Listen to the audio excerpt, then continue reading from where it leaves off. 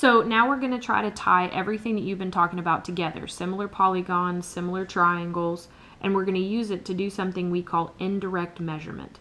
And this is how people can actually measure things that there's not really a yardstick or a tape measure big enough to measure. So just a little bit of review. Similar polygons, we said, are polygons that are the same shape but a different size.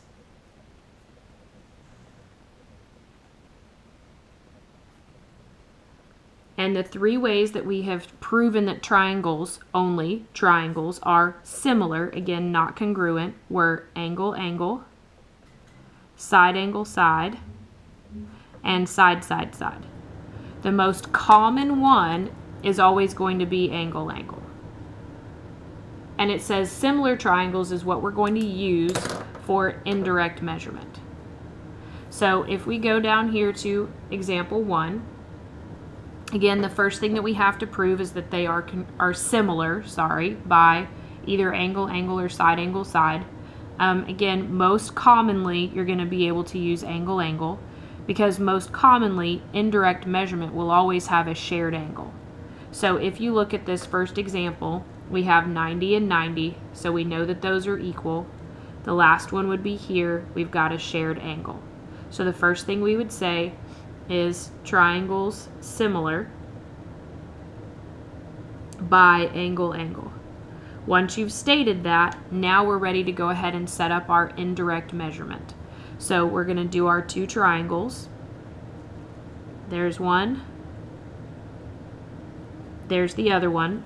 Now I'm going to do the big one first. So that's this one here. And so this is going to be X, and then the bottom is 22.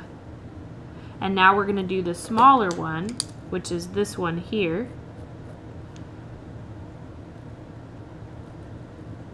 So that this, I guess I could have drawn it in pink for you so you would know, this is 5 and this is 10. So that we've got our right angles here, and then our shared angle is this one that's down here in the front. So it says find the value of X. Well, all we need to do is set up a proportion. So X goes with 5 and 22 goes with 10. So we could set up our proportion. X over 5 would equal 22 over 10. So if I cross multiply, I get 10x equals 22 times 5. So again, you can pull out your handy dandy calculator. And we get 110. So then if we divide by 10, we get that X is 11. So now we're going to do example 2. Again, we've got to prove first that they are similar. So if these are our parallel lines,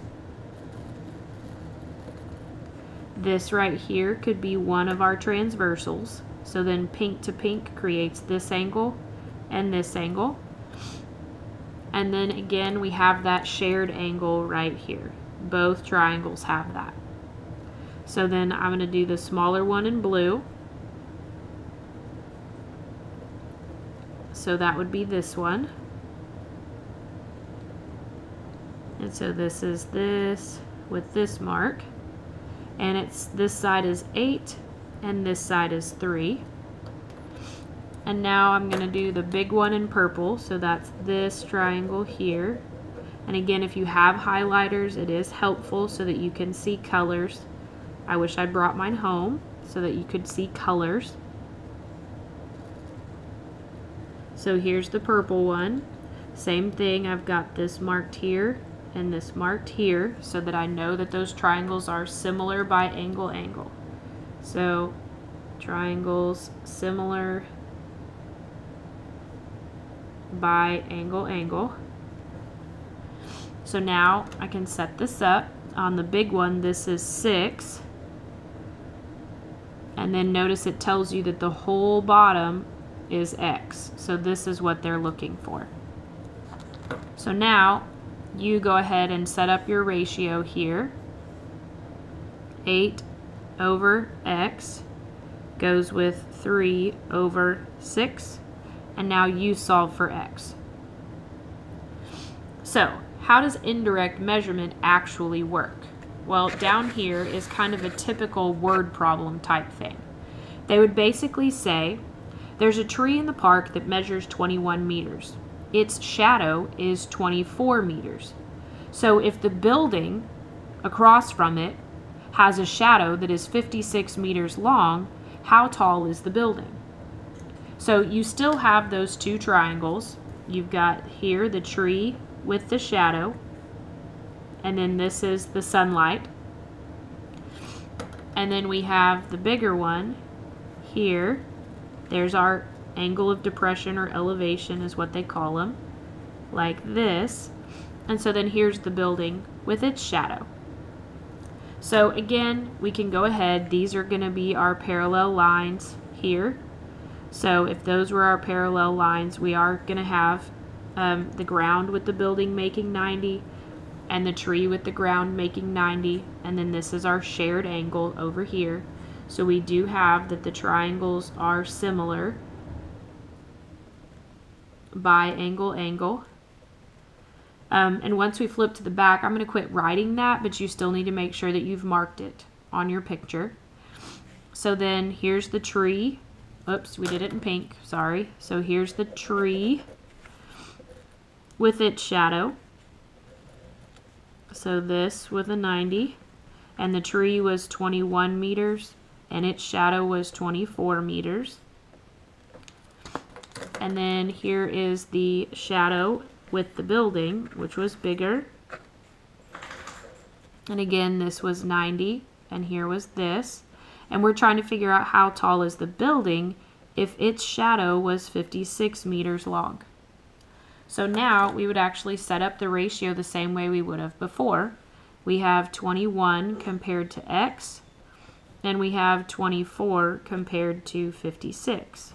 So if we solve, we have 24X equals 21 times 56.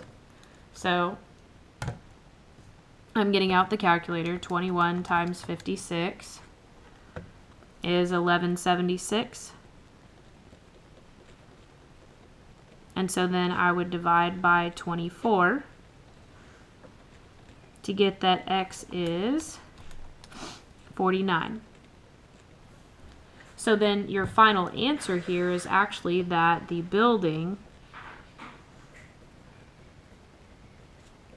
is 49 meters tall. Good. So flip it over onto the back.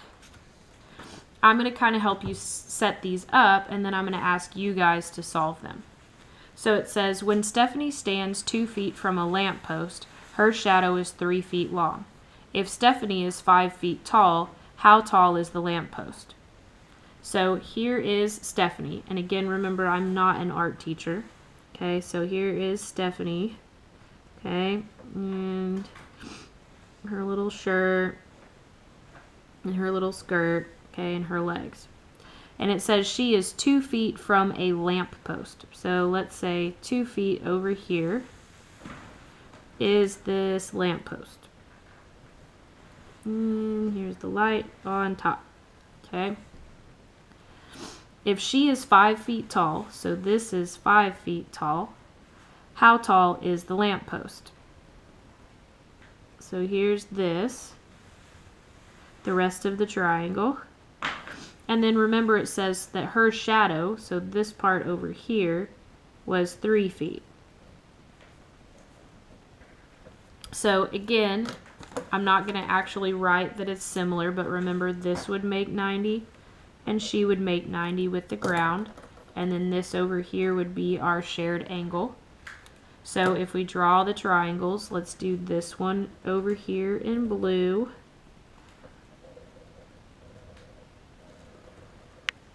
So this would be 3 feet, and Stephanie was 5 feet.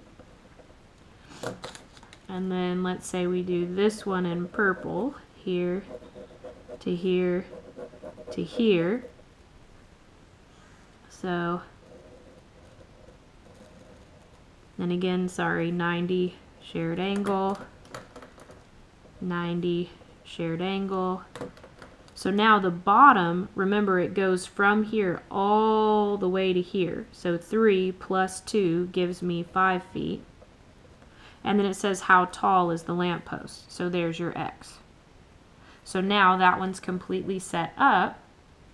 And so now you guys set up your ratio and see if you can solve it. So then 6, your picture is going to look a lot the same as this. So I want to see if you can draw your picture on your own and solve example 5. And then I'm going to help you set up example 6 because it is a little bit different. It says a mirror is on the ground 8 feet from Ricky and 19 feet from a flagpole. So here is the flagpole. Okay. And here on the ground is a mirror. And from the flagpole, it said that it was 19 feet. And then it says that it's 8 feet. So here's 8 feet from Sir Ricky. And we'll put him in a little baseball cap here. And a pair of pants, of course. And some shoes. So if Ricky can see, meaning that he's looking down here in the mirror, and he can see the top of the flagpole, we have a little bit of a different picture. This is 90. This is 90, but now I don't have shared angles, I actually have vertical angles. So those would be the equal angles there. So we do still have angle-angle similarity. So then it says if Ricky is 6 feet tall, how tall is the flagpole? So there's your setup. So now see if you can set up your ratio and solve.